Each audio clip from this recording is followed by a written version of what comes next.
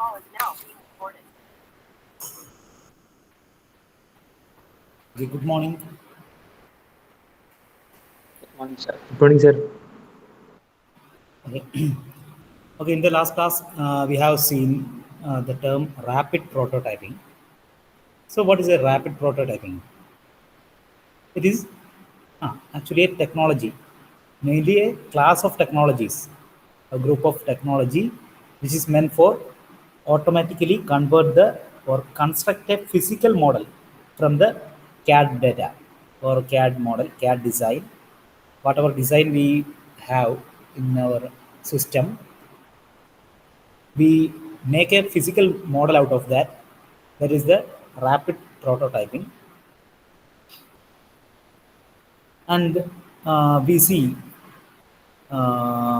what is the difference, basic difference of rapid prototyping from conventional machining. So in conventional machining, suppose you want to make a model, what we go for is we go for a subtraction process. Basically, subtraction process is done in a conventional machining. That means we are producing a model by removing the material bit by bit. But through rapid prototyping, what we are doing is an additional process or additional process is being done using rapid prototyping. And here we produce a model by adding the material layer by layer. So layer by layer, we are producing the model, and that is a rapid prototyping. And there are many types of rapid prototyping. This is the classification, and the first way of classification is based on the material being used, whether the material is liquid or in solid state. Then the first case is liquid based um, rapid prototyping techniques or system includes mainly SLA, that is stereolithography apparatus. Then other case is solid based, where we use a solid material as the raw material in order to have the additional process or material addition, or rapid prototyping, that is making the mold layer by layer using the raw material which is initially in the solid state. So, for example, SLS means selective laser sintering, then 3D printing, fused deposition modeling, etc. This all comes under the solid-based rapid prototyping systems. So this can be either in the solid form or in the powder form. Next, another classification is whether it is subtractive or additive. Subtractive, like conventional method, it is being done in where the material is being removed, and the addition means the material is being added layer by layer. So these were the classification, and the first one is the stereolithography. So stereolithography apparatus, that is SLA. So this is one of the main or common type of rapid prototyping, where we create a three-dimensional solid object from a liquid resin. So initially, or the raw material used is here is a liquid resin. So how we can produce a product layer by layer from the liquid resin? In the figure, you can see here.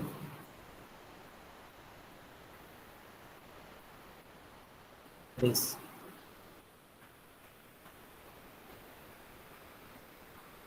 Yes.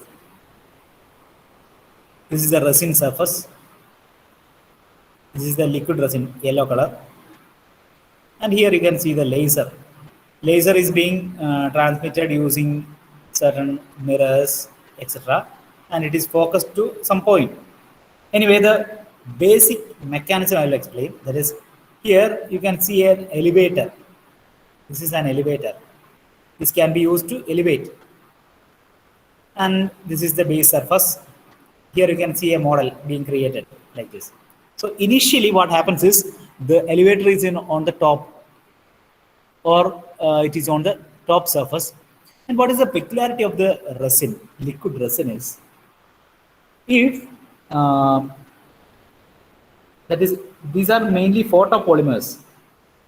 These liquid resins are usually photopolymers. So photopolymers means when it is irradiated with the laser, then that portion will be converted into solid state. Okay. So while we create a model, three-dimensional model in a CAD data or CAD system, and then using rapid prototyping, what we do is we give this information or this data, that is we will convert into, we have seen the 5-step procedure in the rapid prototyping, where we create the model first. Initially we create a model in the CAD drawing, from the CAD drawing, then we, what we do is we convert into STL format. STL, that is standard triangle format.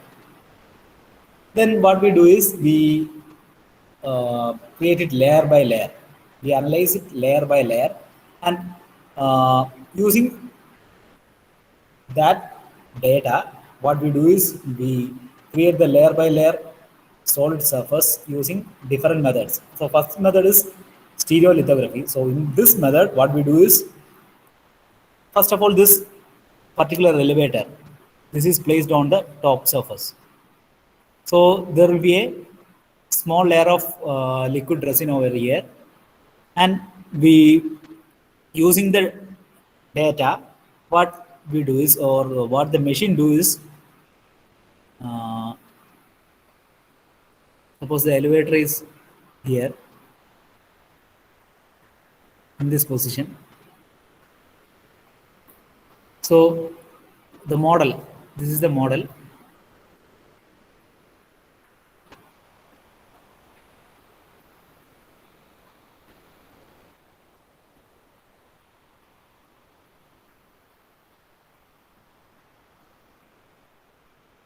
So layer by layer we are analyzing, right? So this layer. Likewise, it is being created. So the first layer is this. This is the first layer. This is the second layer, third layer, and so on. So first of all, the first layer portion will be drawn using the laser. So that portion will be solidified. So the first layer is set. Then what we do is we uh, move the elevator down with one layer distance. After that, the liquid resin will be floating over the first layer. Then what we do is the second layer, figure of the second layer will be drawn using the, or the that portion will be exposed to the, or exposed to the focused laser beam, so that that portion will be made or solidified, and thereby the second layer will be attached to the first layer. Likewise, we continue the loop, and we will be able to get the final surface like this. Layer by layer will be added. Then this layer, another layer, and so on. So the total will be constructed. So once one layer is being made, then it will be moving downwards. So this is the final portion shown here in the figure. So this is basically what stereolithography is. So here what we do is the software, which all software which is used in the process, this will interpret the CAD data. This will analyze or interpret the CAD data and slices it into a series of thin horizontal layers. And this is converted to machine specified control data file based on the part. So in order to understand for the machine, it is to be converted to machine specified control data file. It will be different for different machines. So for a particular machine, which is understood by the machine, it will be converted. Then this machine control data is then downloaded, which is downloaded into the equipment for the part building. That is the basic procedure. And the basic principle I have already explained. This is the thing. That is, it is having a liquid resin. Liquid resin. So what is the peculiarity of the liquid resin? This liquid resin, when it is irradiated by laser, then this is actually a photopolymer. So it will be converted into solid state at the same instant when the material is being, or the liquid is being irradiated. So thereby each layer is being created. Each layer is being created using the irradiation of the laser on the liquid resin. And this layer by layer will be attached together to form the end product. So this is basically a stereolithography apparatus. So now we'll see what are the key advantages.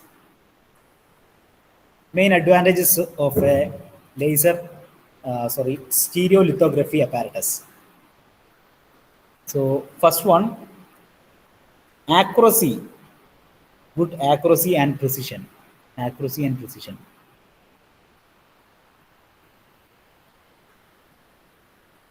So using stereolithography apparatus, we'll be able to have high accurate and precision parts with tolerance in the range of almost 0.0125 millimeters. This much accurate tolerance will be able. Next, regarding the surface finish, we will be able to have a good surface finish.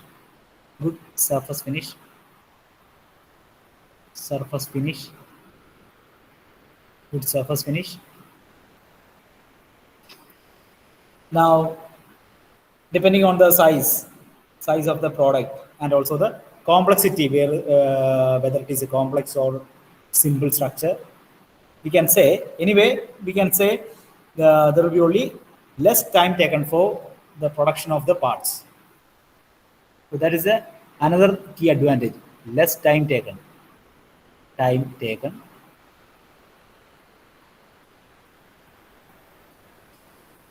Next, regarding the geometry, how which all shapes can be produced. Any shape, wide range of shapes or complex geometries can be made.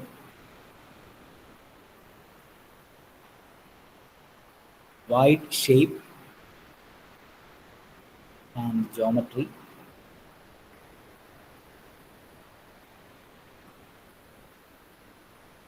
can be made.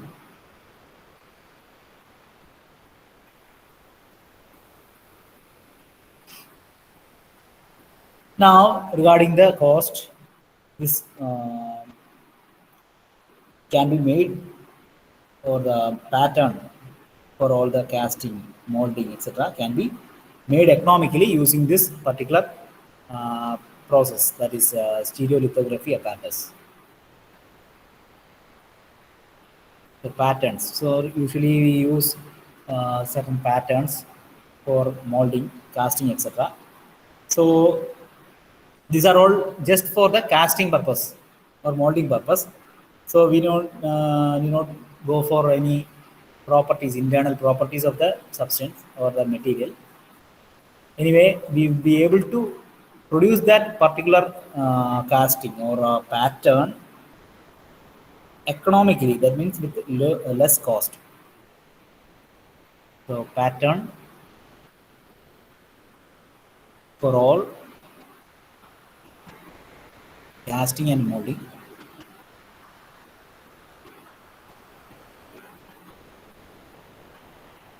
can be made economically.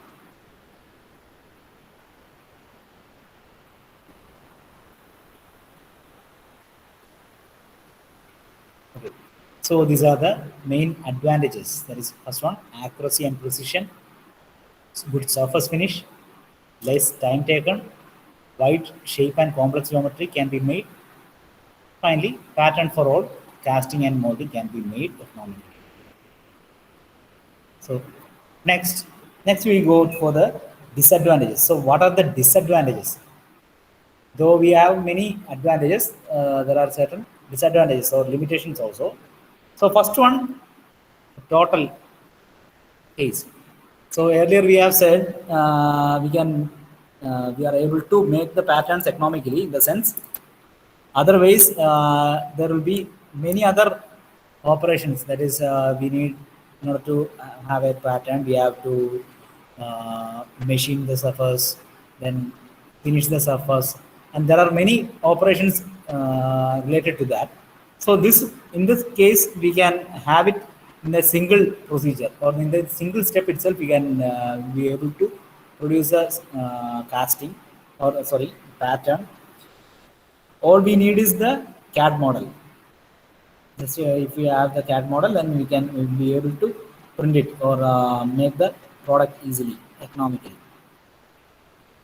Anyway, the process is totally expensive because we are using the 3D printing technology. So this is the latest technology. So anyway, we will be having expense.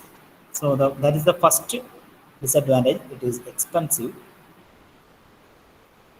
Also the machines will be expensive, and each part of the machines, so it will be complex parts will be there. So we have to have many repairing costs will be there, maintenance costs will be there. Also there will be skill for the worker is needed. And so overall, the machine is or the mechanism is expensive. Now regarding the size of the object or the end product produced, this is only limited. That is, we cannot make a huge product or a huge end product out of the process, because we are making it layer by layer, and single layer itself we are making by drawing the particular layer using the laser. So it will take much time, and it will take much area for that. So usually the size is restricted to maximum of 50 into 50 into 60 centimeter. This is the defined maximum size using the stereolithography apparatus. So this is the another limitation, that is the size of the object is limited.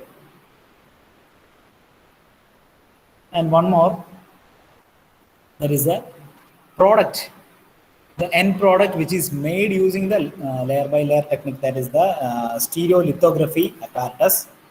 This particular rapid prototyping technique,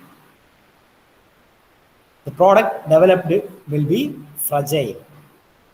So the product will be fragile or delicate. That means it is having only small strength. Strength is very low. So these are the main disadvantages of stereolithography apparatus. That is, first one, it is expensive. Second one is that its size is limited. And finally, the product which is designed or made out of this particular process, that is stereolithography apparatus, will be fragile. Now we will see what are the applications where we can use or area of applications of stereolithography apparatus. First one, in the medical field. medical field. This is the main application. Medical field where we can see many uh, parts, healthcare parts like heart, kidneys, etc., can be made. Heart, kidney, etc. So the parts for heart, artificial parts for heart, kidney, vein, or anything, bone, anything, we can make using the stereolithography apparatus.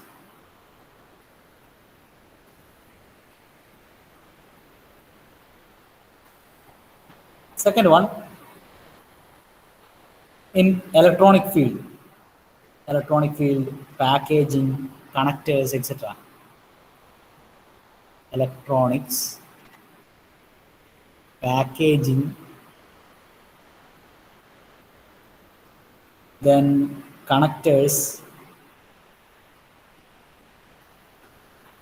So in electronic field, we can see many small parts will be there in order to connect.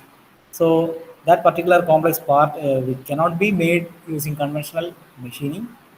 We can go for or opt this rapid prototyping technique anyway. Stereolithography is one of that.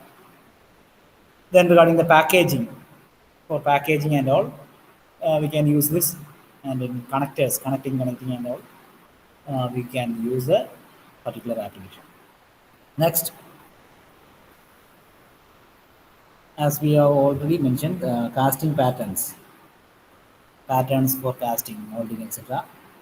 Then jigs, fixtures, etc. can be made use of stereolithography. So casting pattern,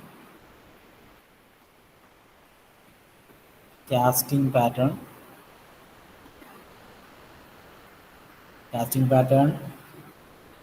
and jigs and fixtures. Jigs and fixtures.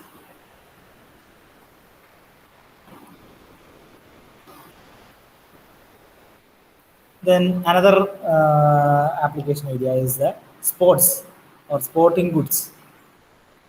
So manufacturing of sporting goods.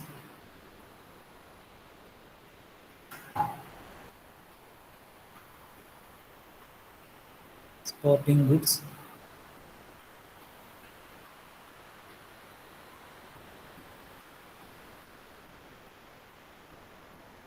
Etc. So these are the main applications. So many applications are there. You can even you can see nowadays many keychains and all made out of that. Even our students, our SAIT students, they have started some 3D printing things.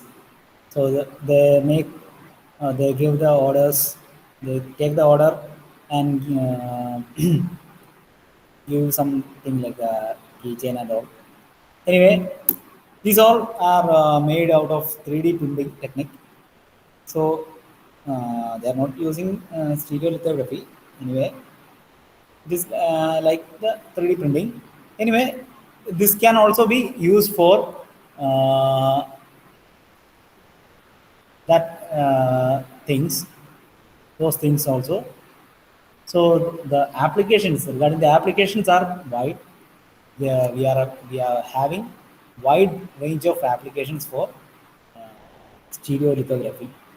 So these are the main applications. Mainly it is used in the medical field, and it is also used in another other fields also. That is electronics, packaging, connectors, casting of patterns, manufacturing sporting goods, etc., etc., etc. Okay, so these are all about the stereolithography apparatus. Now we will move to another case, another method, that is selective laser sintering. Selective laser sintering. This is also a simple procedure. So the principle or the method is simple. Even it is costly or complex machines are used. Anyway, the thing or the concept is very simple. So first of all, I will explain the concept. Then we'll move into the process. Okay. So lasers, selective laser sintering. So by the name itself, we'll get an idea that is here also we are using the laser, selective laser sintering. So what is sintering? Sintering is basically a heating process, right?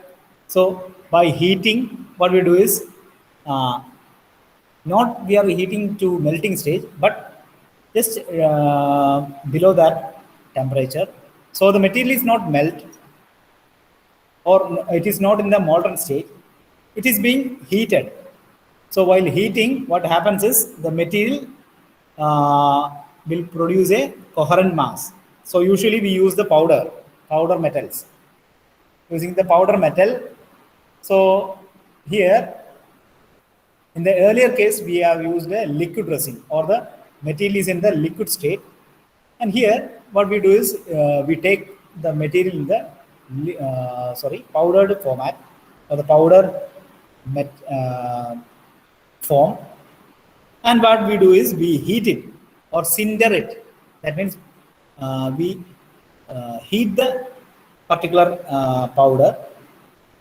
So at that time, what happens is it will fuse, or it will be selectively fused. That's why it is the name is selective laser sintering. So how it is selectively fusing? Using the laser. So using the laser, which all portion is needed, we will illuminate it or irradiate it with the laser, so that that portion will be cindered, and it will form a cindered mass, or a coherent mass. So first layer will be produced. Then, like in the case of stereolithography, first layer initially will be produced. Then we'll give some more powder, and the second layer is produced, and so on.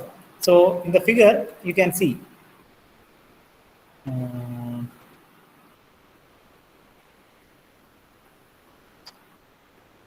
here you can see two pistons, left and right.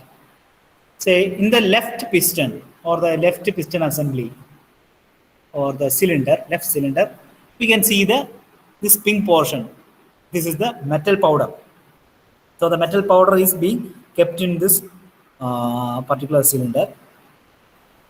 And here, another cylinder is there, where the material end product is being made. So initially, the right cylinder, there is a right piston where the end product is to be created. It will be in the top portion, this particular layer, or it is placed in this particular point. And the left piston, or the left cylinder, where the metal powder is being kept, it is in the bottom portion, so that maximum powder will be there. So in the starting, what happens is this will be moved upward. That is, the left piston will be moved upward. So when it is moved upward, what happens is the metal powder will be floating here, and using the roller or anything, it will be moved to the, or transferred to the portion of the right cylinder. So you will have a layer of powder over this surface. And now using the some mirrors or scanners, the laser is being transmitted to the surface, and selectively it will be irradiated to the surface, so that the particular layer will be formed. So while it is being irradiated, the particular product will be formed. So, and the rest powder will be kept as such.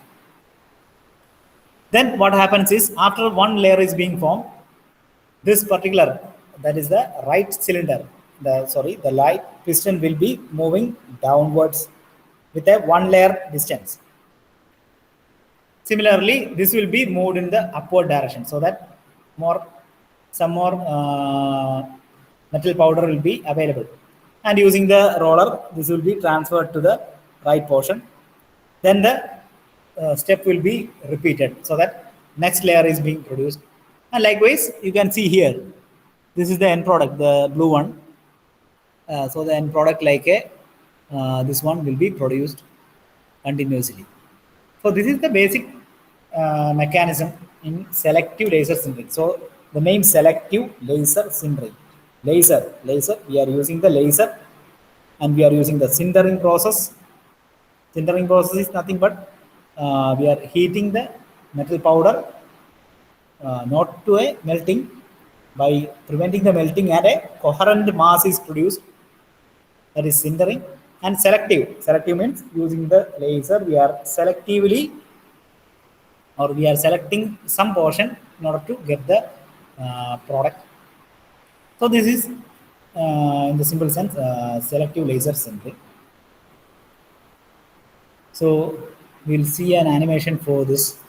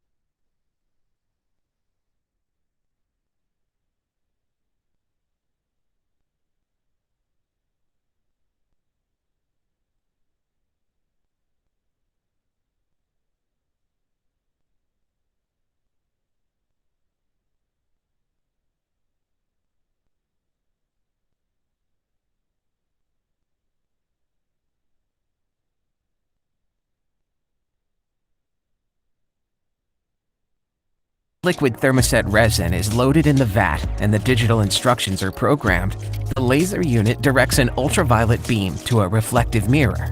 From there, a galvomotor system steers the focused beam to the resin surface.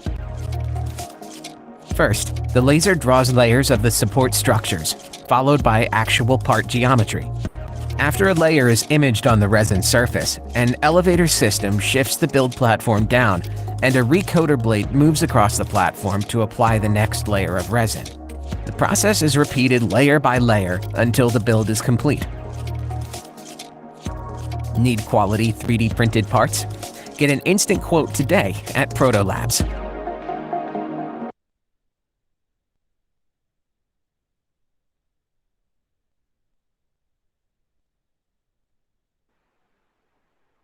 Okay, so this is about today's class.